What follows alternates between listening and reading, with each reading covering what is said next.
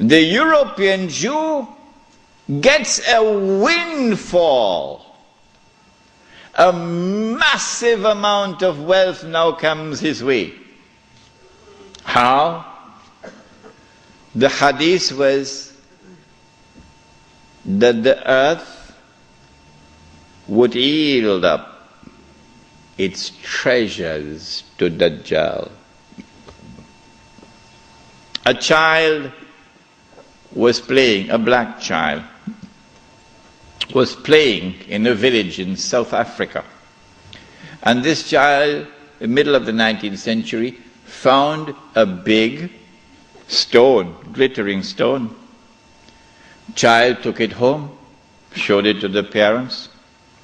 Parents took it to the chief of the tribe. Chief of the tribe took it to the white commissioner.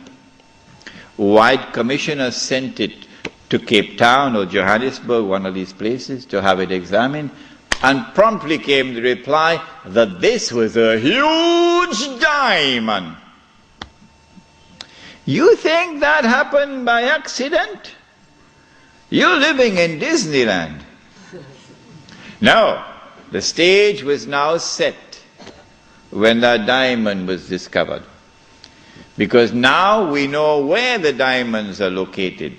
By this time, Britain, the scientific and technological revolution has given to Britain in particular, and Europe in general, the technology to be able to locate underneath the earth, in the interior of the earth, the diamond veins. And the technology we wish to mine for it down in the depths of the earth, technology which never existed before. And so now the southern African region becomes a cluster of diamond and gold mines. One mine in particular becomes the most famous one of all. 3 months ago, I stood myself at that mine. It was the biggest man-made hole in the world, in a town called Kimberley. You heard about Kimberley diamonds. Yeah. When the diamonds were discovered at Kimberley and in the surrounding areas, it was the biggest discovery of diamonds in history. And I would suggest to you who are young and who have a thirst for knowledge, go study this part of history, because tonight we have limited time. What the Jews did, using an Englishman who was not a Jew, Cecil John Rhodes, using him as the front man. They always use a front man, but they stood behind him, and they were able to manipulate the situation and gain control of the diamonds. The De Beers Consolidated Diamond Company emerged and taking control of the diamonds. And the Rothschild family in Europe finances now the mining operations. And the bulk of the wealth which now emerges out of South Africa land up in the hands of the Jews. In 1914, the Kimberley mine was closed down because it had yielded all that it could yield. The rest that now remained was just chicken feed.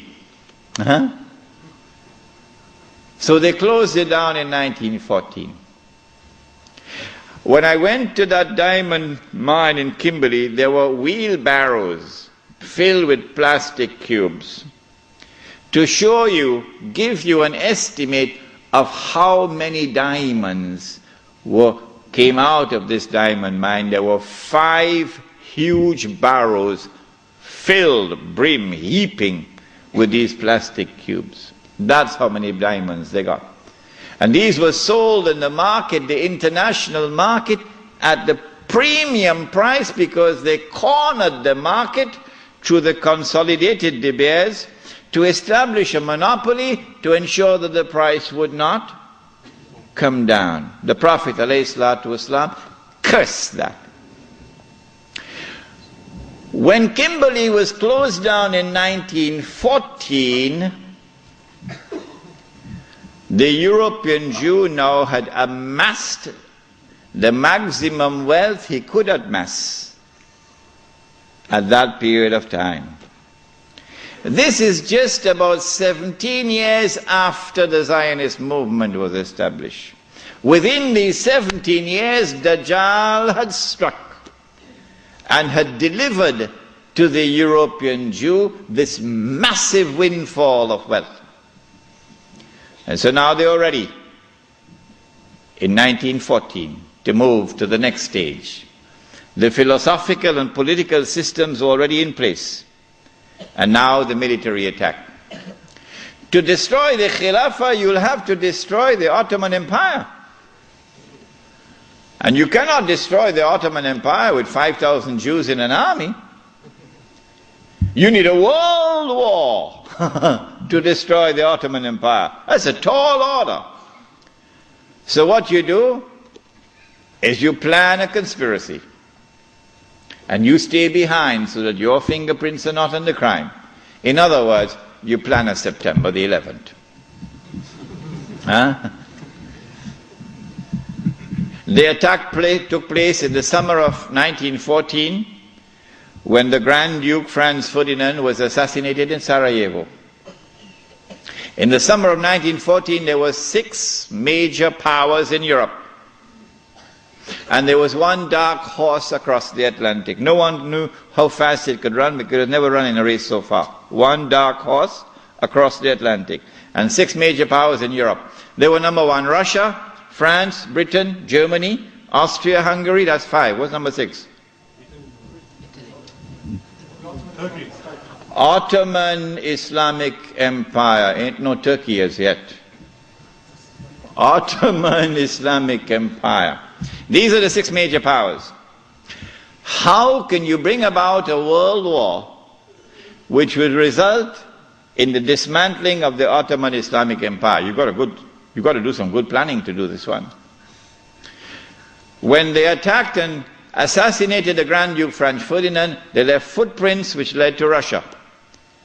As on September 11th, they left footprints which led to Al-Qaeda and Saudi Arabia. Huh? The reason why, I forgot to mention this last night, the reason why they put so many Saudis on board the aeroplanes. You remember I told you about the Saudi who went to his government? He says, listen, I've heard in the newspapers and on CNN that I'm dead.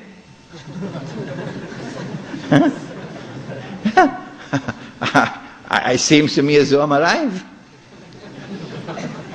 What they had done was to hijack his identity and put it on board the plane.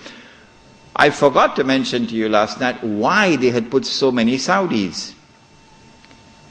The reason for this is to attack the client relationship, the friendly relations between the United States and the government of Saudi Arabia.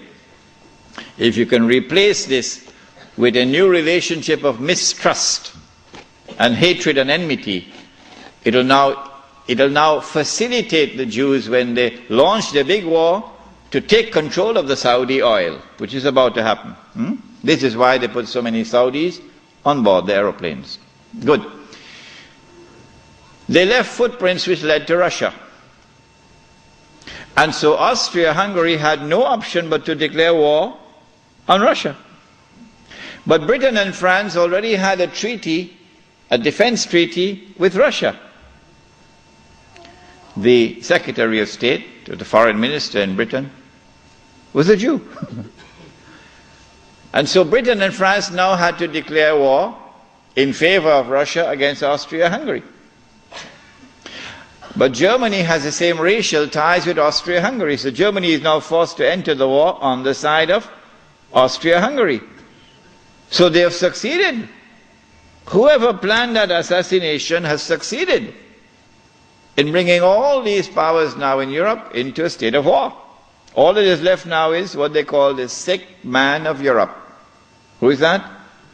Ottoman Islamic Empire. The Khalifa in Istanbul does not want to enter the war. He knows how weak the Ottoman army is in terms of military technology. But through internal intrigue within Istanbul, the Ottoman Empire is forced into the war, and a Russian ship in the Bosphorus is used as a pretext. Once the war started, that massive wealth which the Jews had accumulated is now going to be used strategically for the purpose of influencing the direction of the war to get the prize that the Jews want. What is that prize?